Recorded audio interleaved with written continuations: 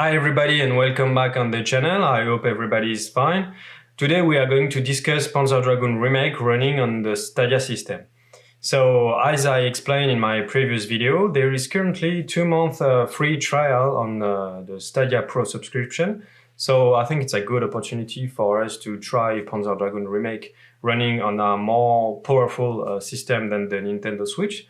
So I wanted to do that since it was free. It was a good opportunity to test the system for you guys. So I'm going to share today my thoughts about that and about the technology itself as well. So let's start with the Stadia system first. It was a bit complicated at first to set up, the controllers. I had a few issues with my Xbox One controller. I initially tried with the Bluetooth on my MacBook, and for some reason the button mapping was completely wrong.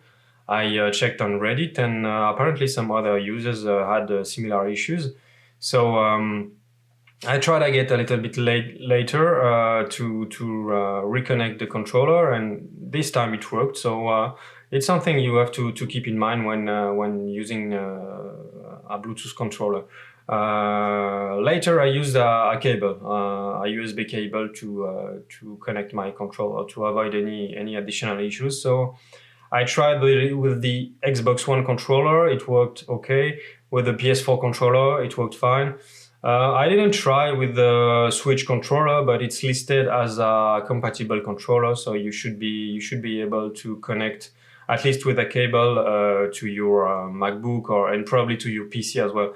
I tried on the PC just quickly, but it was more convenient for me because my PC is a little bit older and I don't use it very much these days. So either way, this technology is using Chrome, the Chrome browser on your laptops or PCs, so it doesn't really make much difference if I use it on the Mac or on the PC from that perspective. Yeah, so it was a bit, tricky to set up at first. I thought it would be more plug and play, but I had a few issues, and the system initially would not recognize correctly. But hey, once it was set up, I was able to play the game on Stadia, and I must say I'm a bit lucky because I have a good internet connection, a 1 gigabyte fiber connection. So it's good conditions to test the system. The Stadia system shows me excellent in terms of internet connection. So it's obviously not something everybody will be able to experience.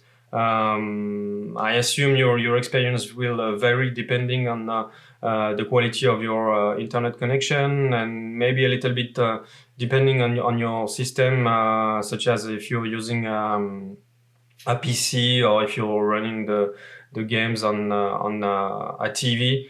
I could not test the system on a TV because I don't have a Chromecast system, so I could only try that on a computer.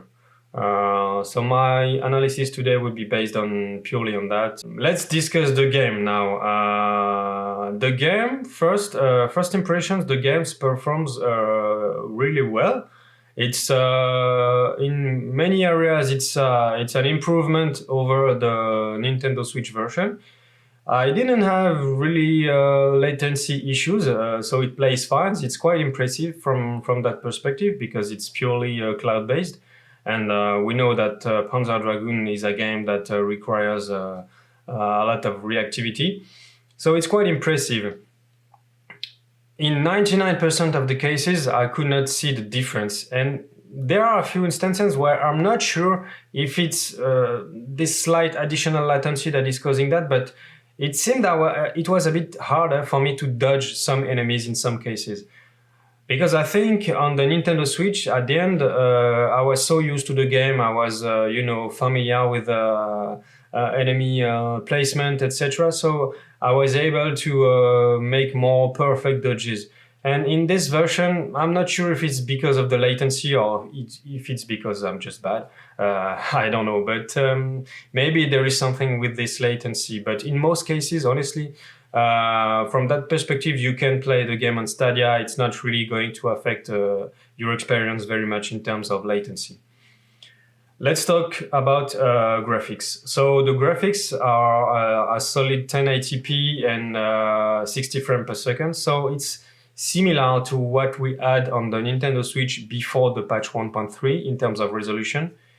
And you add the 60 frames per second that we have had in the version 1.3 on the Nintendo Switch. So it's overall a major improvement from that perspective. Now, one thing I'm a little bit disappointed about is the draw distance. We know on the Nintendo Switch, it's obviously it's been adapted to suit the hardware that is not very powerful. I thought that going to a powerful system like Stadia, the draw distance would be improved a little bit, especially when you consider that this system is very powerful. It has it's a lot of computing power. It's supposed to be running games like Doom Eternal. So I was thinking that it would be a good opportunity to increase the draw distance. Obviously, the enemy placement should not change. I'm okay with that, but the draw distance I thought could be a little bit improved. The background could be, shown a little bit better in the distance. From that perspective, it's still the same version as the Nintendo Switch, I think. Another improvement is the load times. The load times are better because they are extremely long on the Nintendo Switch, obviously. But I'm still a little bit surprised that they are not longer. Again, based on the computing power of Stadia, I thought it could be even better than that. It's an improvement over the Nintendo Switch, but honestly, I thought it could be even better. You will see by yourself because I have posted my full playthrough of Panzer Dragoon Remake running on Stadia. You have two playthroughs, one with the original soundtrack and one with the rearranged soundtrack.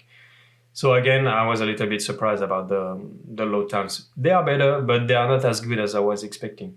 And another disappointment for me is especially the cutscenes. I think the cutscenes run a lot worse on this version than on the Nintendo Switch.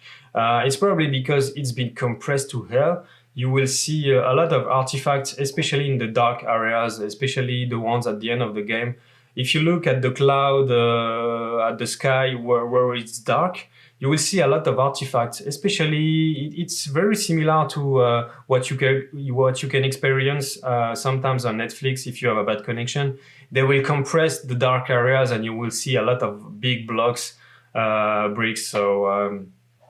Yeah, I was disappointed about that. I mean, even the game plays and looks better than the cutscenes, which is odd because why is that? I mean, it's been so compressed. It's probably a measure that has been taken to reduce streaming bit rates. I don't know, to avoid any latency on I don't know. It's a bit odd to have done that. I thought the Stadia system would be able to to compress if necessary. I think my assumption here is that the cutscenes have been compressed by the developers themselves even before it's streamed on Stadia, because I have a 1 GB fiber connection. If I can't have the best absolute best cutscenes with this kind of connection, I don't know how we can get that. So yeah, it's a bit of a letdown from that perspective. There is no rumble obviously it's optional for a lot of people. I like the rumble. I like to have that on the Nintendo Switch. I think it's a nice feedback to have when you lock enemies. You don't have that from what I've seen. It's not in the options, I think. You don't have that on the Stadia version.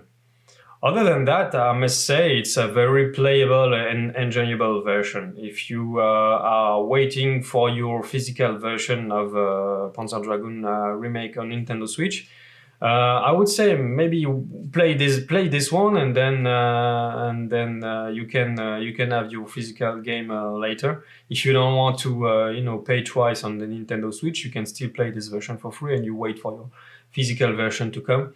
Or you can also, if you have played it on Nintendo Switch, you can play it on Stadia and tell me your thought, what you think about it. Is it something I forgot to mention here? The Stadia version also has achievements, which is something we didn't have on the Nintendo Switch, so it's nice. As we know, the Nintendo Switch doesn't have achievements at its core OS.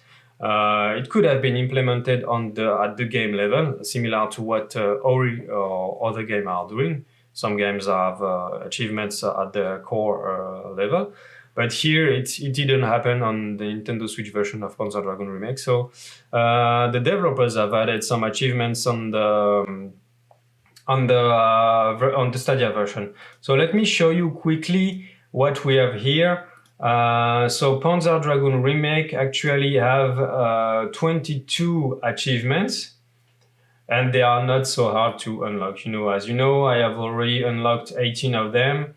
And then there are a few very funny achievements. You spend 100 hours in the game. You finished the campaign on any difficulty without using the auto aim. Auto aim means the auto lock system.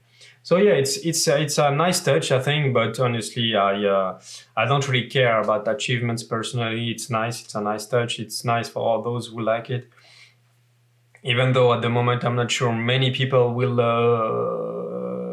play on Stadia because Stadia is not very popular among hardcore gamers. But still, my point of view on that is that it's always nice to introduce more and more people to the Panzer Dragoon series. So even though we already played it on the Switch, or some people will wait for the Steam version, it's nice that some people will be able to play it for free thanks to the 2-month trial subscription.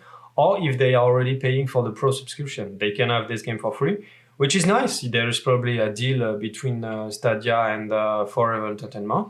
It's nice, I think, to have more people experiencing this series. And so more people will be aware about that game when Spy Remake arrives, and who knows what the future holds. Maybe we will have more games going forward. But I think that's pretty much it for today, and I hope you enjoyed this review. If you did, please give us a thumbs up, share about this video, don't forget to subscribe, and stay tuned because I have some more videos coming to the channel. Take care and talk to you soon. Thank you. Bye.